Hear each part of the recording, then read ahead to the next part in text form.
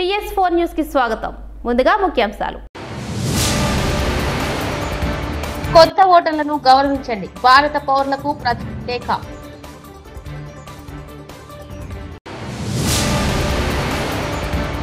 మాక్ assembly అద్భుతం. విద్యార్థులు అదరగొట్టారు. CM Chandrababu.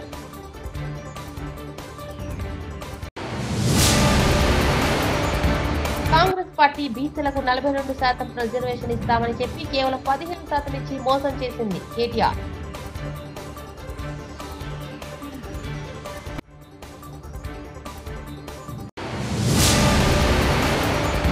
Jubilee Hills ఎమ్మెల్యేగా ప్రమాణం చేసిన నవీన్ యాదవ్. నేడు భారత రాజ్యాంగ దినోత్సవం సందర్భంగా ప్రధాని మోడీ దేశ ప్రజలకు ఒక లేఖ రాశారు. దేశంలో నూతన ఓటర్లను గౌరవించాలని అందులో కోరారు. ఓటర్లు తమ ఓటు హక్కును వినియోగించుకోవడం ద్వారా ప్రజాస్వామ్యం బలోపేతమవుతుందని పేర్కొన్నారు. 18 ఏళ్లు నిండిన కొత్త ఓటర్లను గౌరవిస్తూ పాఠశాలలు, కళాశాలలు రాజ్యాంగ దినోత్సవాన్ని నిర్వహించుకోవాలని ఈ సందర్భంగా సూచించారు మోదీ. విధుల నిర్వహణ నుంచే హక్కులు పుట్టుకొస్తాయని, జాతిపిత మహాత్మా గాంధీ దీన్నే విశ్వసించారని ఈ సందర్భంగా ప్రధాని గుర్తు చేశారు.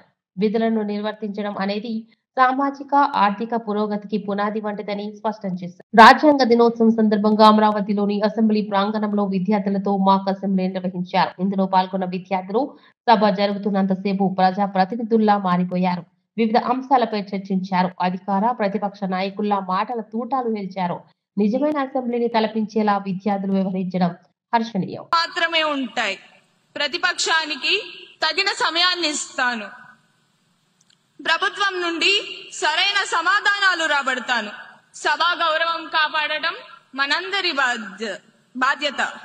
ఇక సమయం వృధా చేయకుండా సభా కార్యక్రమాలను మొదలు పెడదాం.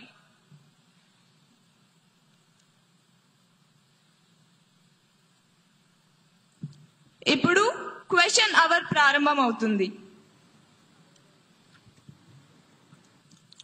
241101 క్వశ్చన్ పై గౌరవ వ్యవసాయ శాఖ మంత్రి గారిని స్పందించవలసిందిగా కోరుతున్నాను.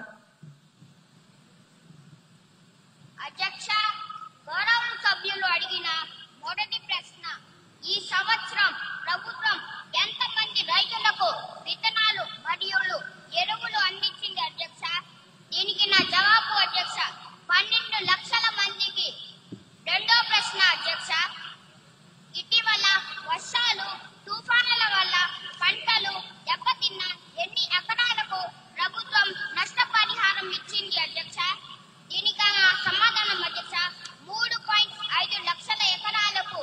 మూడో ప్రశ్న అధ్యక్ష, రైతులకు సహాయం చేసేందుకు ప్రభుత్వం ప్రారంభించిన కొత్త రైతు కేంద్రాలు. జూబ్లీహిల్స్ ఎమ్మెల్యేగా నవీన్ యాదవ్ ప్రమాణ స్వీకారం చేశారు. ఈ రోజు నవీన్ యాదవ్ తో తెలంగాణ అసెంబ్లీ స్పీకర్ గడ్డం ప్రసాద్ కుమార్ ప్రమాణం చేయించారు. స్పీకర్ కార్యాలయంలో ఈ కార్యక్రమం జరిగింది. నవీన్ యాదవ్ ప్రమాణ స్వీకారానికి మంత్రులు శ్రీధర్ బాబు, అజారుద్దీన్, ఎమ్మెల్యే గణేష్, కాంగ్రెస్ నేతలు, నవీన్ కుటుంబ సభ్యులు హాజరయ్యారు. చేయబోయే కర్తవ్యాన్ని శ్రద్ధశక్తులతో నిర్వహిస్తానని దైవ సాక్షిగా ప్రమాణం చేస్తున్నాను.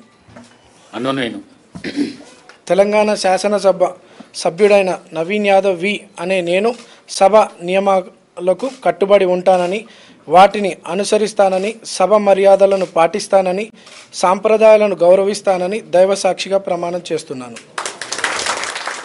మాక్ అసెంబ్లీ అద్భుతమని, విద్యార్థులు అదరగొట్టారని ఆంధ్రప్రదేశ్ రాష్ట్ర ముఖ్యమంత్రి నారా చంద్రబాబు నాయుడు వ్యాఖ్యానించారు. రాజ్యాంగ దినోత్సవం సందర్భంగా విద్యార్థులతో ఇవాళ మాక్ అసెంబ్లీ నిర్వహించారు. పాలక, ప్రతిపక్ష సభ్యులు రూల్స్ ను విద్యార్థులు ప్రదర్శించారు. మాక్ అసెంబ్లీలో సమకాలీన రాజకీయ అంశాలపై ఆసక్తికర చర్చ జరిగింది. సభ్యుల మధ్య వాదోపవాదాలతో రక్తి కట్టింది మాక్ అసెంబ్లీ. విద్యార్థుల మాక్ అసెంబ్లీకి ముఖ్యమంత్రి చంద్రబాబు, మంత్రి లోకేష్ హాజరయ్యారు. ఈ సందర్భంగా జాతీయ రాజ్యాంగ దినోత్సవ శుభాకాంక్షలు తెలియజేశారు. అనంతరం మాక్ అసెంబ్లీని ఉద్దేశించి సీఎం చంద్రబాబు ప్రసంగించారు. కాంపిటేటివ్ ఎగ్జామ్స్ కి ప్రిపేర్ కావాలి. నేను ఎప్పుడు స్టూడెంట్ గా హ్యాపీగా తిరుగుతూ ఉండేవాడిని. సెకండ్ ర్యాంక్ నాది క్లాస్లో కూడా. అయితే నేను ఆలోచించింది, నేను గాని రాజకీయాలకు వస్తే ఐఏఎస్ ఆఫీసర్లను కంట్రోల్ చేసే శక్తి నాకు వస్తుందని చెప్పి నేను ఆలోచించాను. That was my vision.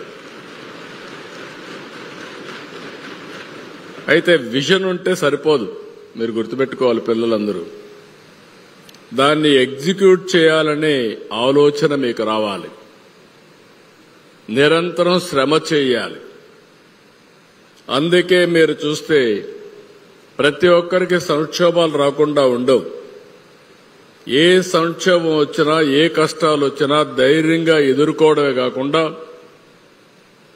ఎప్పటికప్పుడు సరైన నిర్ణయాలు తీసుకొని ముందుకు పోతే అది సాధ్యమవుతుంది. అందుకే ఈరోజు నేను 9వ ఎమ్మెల్యేగా అయ్యాను. అంటే 45 సంవత్సరాలు. ఇక్కడుండే స్పీకర్ని మీరు చూస్తే ఆయన 7 సార్లు ఎమ్మెల్యేగా, ఒకసారి ఎంపీగా అయ్యాడు.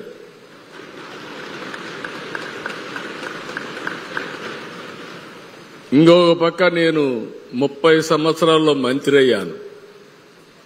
45 సంవత్సరాల్లో ముఖ్యమంత్రి అయ్యా. 4వ ముఖ్యమంత్రిగా పనిచేస్తున్నా.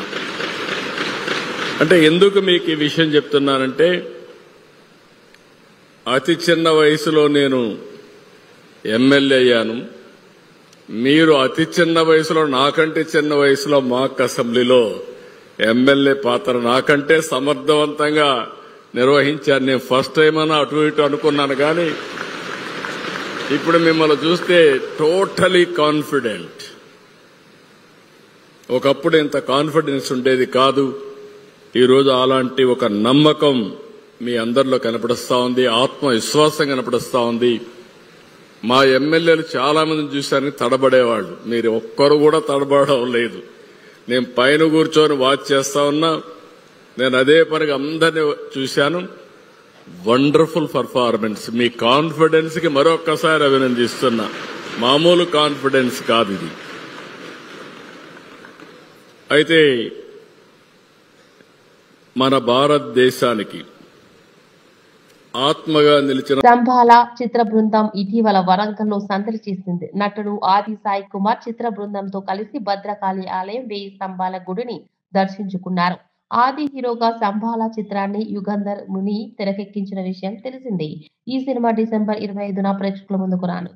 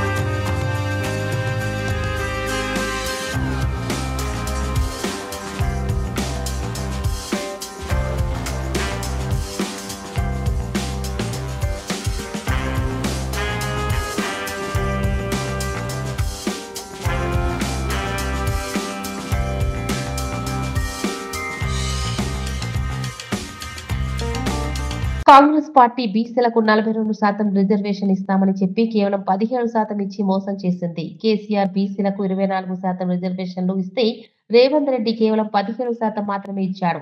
బీసీలను మోసం చేసినందుకు రేవంత్ రెడ్డి, రాహుల్ గాంధీ 2 చెంపలు వేసుకుని క్షమాపణ చెప్పాలి. ఇంత మాత్రం దానికి 160 కోట్లు ఖర్చు చేశామని చెప్పి కులగణన సర్వే చేసి రాహుల్ రేవంత్ మోడల్ అని బిల్డప్ కొట్టడం దేనికి? పార్టీ గుర్తు లేకుండా జరిగే ఎన్నికల్లో పార్టీ పరంగా రిజర్వేషన్లు ఇస్తామని అబద్ధాలు చెబుతున్నారు. ఇంత దారుణంగా మోసం చేసిన కాంగ్రెస్ పార్టీకి బీసీ ప్రజలు ఖచ్చితంగా బుద్ధి చెప్తారు.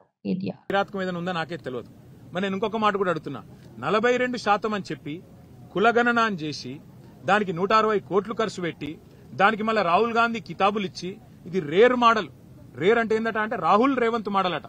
రేర్ మోడల్ అని పెట్టి దానికి కాంగ్రెస్ వర్కింగ్ కమిటీలో తీర్మానం పెట్టి ఓహో రేవంత్ రెడ్డి ఆహా కాంగ్రెస్ అని ఊదరగొట్టి ఇలా పీకింది చివరికి. ఏం చేసినావు? 42% రిజర్వేషన్లను నమ్మబలికి బీసీల ఓట్లు కొల్లగొట్టి ఇవాళ 17% పరిమితం చేసినందుకు ముందు రేవంత్ రెడ్డి 2 చెంపలేసుకొని బీసీలను మోసం చేసినందుకు క్షమాపణ చెప్పాలి. సర్పంచ్ ఎన్నికల్లో ఇవాళ ఏ అరాచకమైతే చేస్తా ఉన్నారో, కొన్ని మండలాల్లోనే బీసీలకు స్థానం లేకుండా, రిజర్వేషన్ లేకుండా చేసి, కొన్ని జిల్లాల్లో కూడా లేకుండా చేసి దుర్మార్గం ఏదైతే ఈ ప్రభుత్వం చేస్తున్నదో దీనికి రాహుల్ గాంధీ క్షమాపణ చెప్పాలి. ఎందుకంటే బీహార్ ఎన్నికల్లో రాహుల్ గాంధీ అబద్దం చెప్పిండు. తెలంగాణలో మేము చేసేసినాం, 42% ఇచ్చేసినాం అని బీహార్ ఎన్నికల్లో చెప్తాడు, ఢిల్లీలో చెప్తాడు. అందుకే తెలంగాణ గల్లీల్లో ఉండే మా బలహీన వర్గాల సోదరులకు నా ప్రార్థన, దయచేసి కాంగ్రెస్ పార్టీ మిమ్మల్ని ఏదైతే నమ్మించి గొంతు కోసిందో బుద్ధి చెప్పండి. ఇవాళ పార్టీ రహితంగా జరిగే ఎన్నికల్లో సిగ్గులేదు ముఖ్యమంత్రికి, మంత్రులకు. పార్టీ రహితంగా జరిగే ఎన్నికల్లో పార్టీ పరంగా రిజర్వేషన్లు ఇస్తారట. ఆ ఎన్నికల్లో పార్టీ గుర్తే లేకపోయా. అసొంటప్పుడు నువ్వు పార్టీ పరంగా రిజర్వేషన్లు ఆడికెళ్ళిస్తావు అంటే నమ్మితే ఇక ఎన్ని అబద్దాలు చెప్తారంటే వాళ్ళకు నిజంగా వాళ్ళ నోర్లకు మొక్కాలే. మళ్ళొక్కసారి ఇవాళ వీళ్ళ నిజరూపం బయటపడ్డది. వీళ్ళు ఇన్నాళ్లు బీసీల కోసం కార్చిన కన్నీళ్లు మొసలి కన్నీరు అన్నది బయటపడ్డది. కాబట్టి బీసీ సోదరులు, ముఖ్యంగా సోదరీమణులు, మీరే బుద్ధి చెప్పాలా ఈ దుర్మార్గమైన ప్రభుత్వానికి అని చెప్పి మేము విజ్ఞప్తి చేస్తూ, ఈ రకమైన మోసాన్ని ఏదైతే కొనసాగించే ప్రయత్నం ముఖ్యమంత్రి ఆయన మంత్రులు చేస్తా ఉన్నారో దీనికి తెలంగాణ తప్పకుండా సందర్భానుసారంగా కసిదీరా, కాళోజీ నారాయణరావు గారు చెప్పినట్టు కసిదీరా కాలం వచ్చినప్పుడు కాటేసి తీరుతుందనే మాట కూడా వారికి విజ్ఞప్తి చేస్తాం. Thank you. కొత్త ఓటర్లను గౌరవించండి. భారత పౌరులకు ప్రత్యేక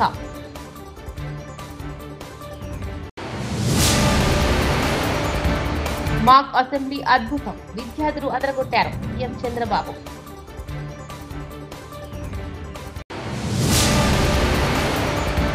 కాంగ్రెస్ పార్టీ బీసీలకు 42% రిజర్వేషన్ ఇస్తామని చెప్పి కేవలం 15% ఇచ్చి మోసం చేసింది కేటీఆర్.